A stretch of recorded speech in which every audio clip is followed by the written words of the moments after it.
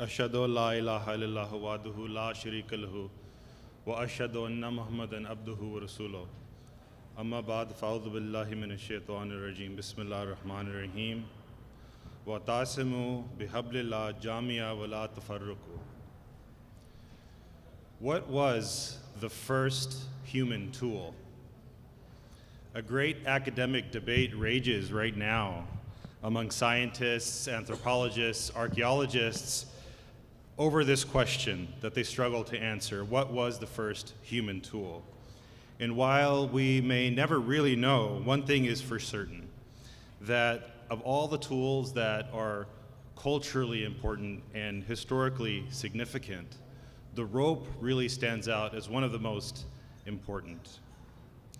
The earliest fossil fragments of rope predate the wheel, the caveman axe, and even domesticated fire.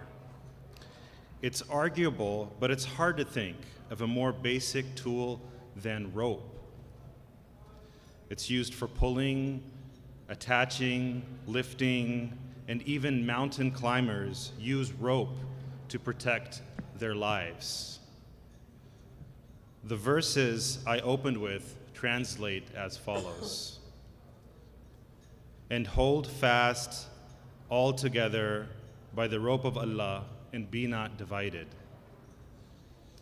It is the preceding part of this verse on our banner. It is in fact part of the same verse, but the part that just precedes this one. Allah mentions rope. Its use, our reliance on rope for help through the ages, has etched onto our psyche. Even in language, we find expressions such as, "You're at the end of your rope," meaning there's no more help available for you. So what is the rope of Allah? There are three things, broadly speaking, which may be meant by the rope of Allah. And by this, Muslims will remain united and safeguard themselves against division. They are, number one, the Holy Quran; number two, the Messenger of Allah, sallallahu alaihi wasallam, and the successors of the Messenger of Allah. It was just a few weeks ago when I wrote an email to a friend. He's a friend that I knew well, that I know well, and in a lighthearted, playful mood, I put a joke in the email, and it was the kind of joke that can either be extremely funny and extremely taken well, or it can only be extremely offensive or taken poorly. And unfortunately, it was extremely offensive to him. Despite my sincerity, I hurt his feelings. Just like that, our brotherhood was tested. If not, it had vanished. What was so easily taken for granted was now lost, had become awkward, and is now difficult to repair. Brotherhood is very, very fragile. If you don't believe me, then why don't you ask somebody who's not here today? My point is, if we want to claim to be an extension of the rope of Allah, then we have to become an embodiment of the Holy Quran. We have to be like the Holy Prophet Muhammad sallallahu alaihi wasallam. That is our condition. Hazrat Muslim Maud, in his commentary on this very verse in the Holy Quran, says, and I quote, "Ropes are thrown to save the life of a drowning man." End quote. Can you throw a line to a drowning khadim? You see a khadim who you know, for whatever reason, is not attached to the majlis, is not attached to the jamaat. Can you throw him a line? Can you be a lifeguard for a drowning man? Huzur continues, Hazrat Muslim Maud, in his commentary on this verse, he says, quote, "When a man falls into the sea or when a boat is wrecked by a storm, people in that boat or those standing on the shore throw out ropes to those who are struggling for their lives in the sea." End quote. So if you find yourself today standing in a boat and you know of another brother who's drifting at sea, can you throw them a line? Khudam al-Amdiya, my dear brothers, cast your lines. And can you show those brothers a line that they can actually hold on to, a line that won't break, a rope that they can trust?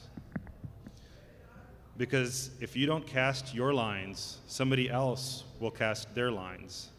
There are others sitting on other boats, masquerading as the majlis, masquerading as the Jamaat, that is trying to offer you and our youth the promise of a rope to a drowning man.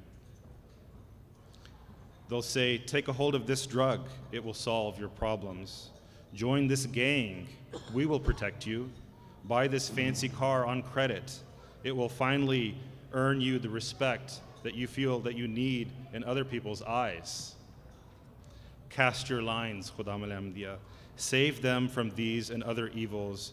In order to do this, you must offer them genuine brotherhood.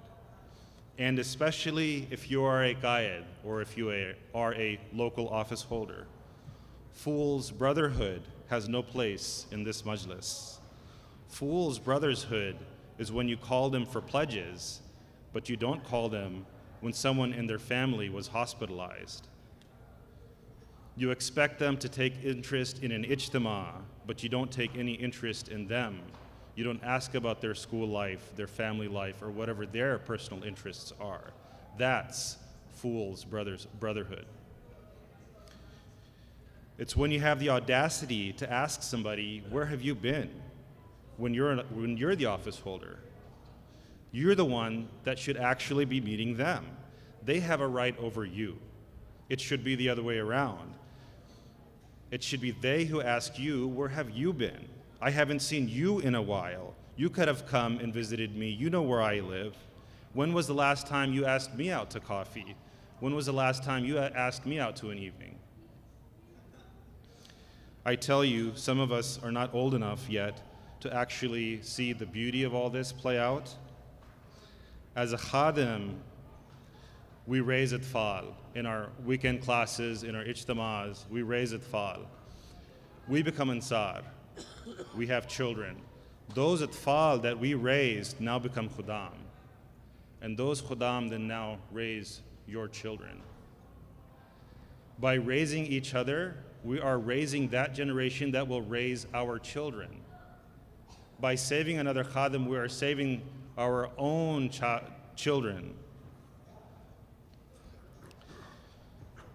You may not have children yet, or they may not be old enough to be lost at sea, but if you want to save your own child, then throw a line to a khadim in the majlis. That khadim will be there when your child comes of age. That's how Majlis Khudam al-Amdiya works. So as you go back, as you go into your cars, as you climb into your buses, and as you board your planes, think about this. Can I find one person that I can pull in before next Ijtema? We can't grow as a majlis unless we are saving more than we are losing. Because if the Holy Quran is correct in saying, Jamia, that all together, wala tafarruqun, be not divided, then our salvation can only happen collectively.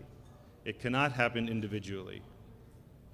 If you're a khadim, and this is another message, if you're a khadim who doesn't feel like they're quite in the boat just yet, I have a message for you as well. Overlook the faults of others. We're only human beings. There's only one Hazur Sallallahu Alaihi Wasallam. There's only one Masih Maud alayhi salam. There is only one Khalifatul Masih. I'm not minimizing any pain you've experienced, but if you forgive others, then perhaps Allah will forgive you. Perhaps He will forgive us. Don't forget that as well. My dear youth, we're often very good at finding faults in others, but very poor at finding or seeing faults in ourselves. So instead of looking for spiritual models, become a spiritual model. Vali bano, the Prophet Islam said, Vali bano, vali prast na bano. Tum pir bano, pir prast na bano. Be a spiritual model. Don't worship spiritual models. So if you look for perfection, you're not going to find it. You're only going to get disappointed. And it could only be a matter of time that I do something that will offend you. whether I do it consciously or unconsciously. It does happen. So grab the rope of Allah. Let go of vines. How long will you keep reaching for vines? Let go of brittle, rotten ropes, ropes that wither with time and with stress. Take hope of the rope of Allah. The rope of Allah cannot break. Jazakallah. Before I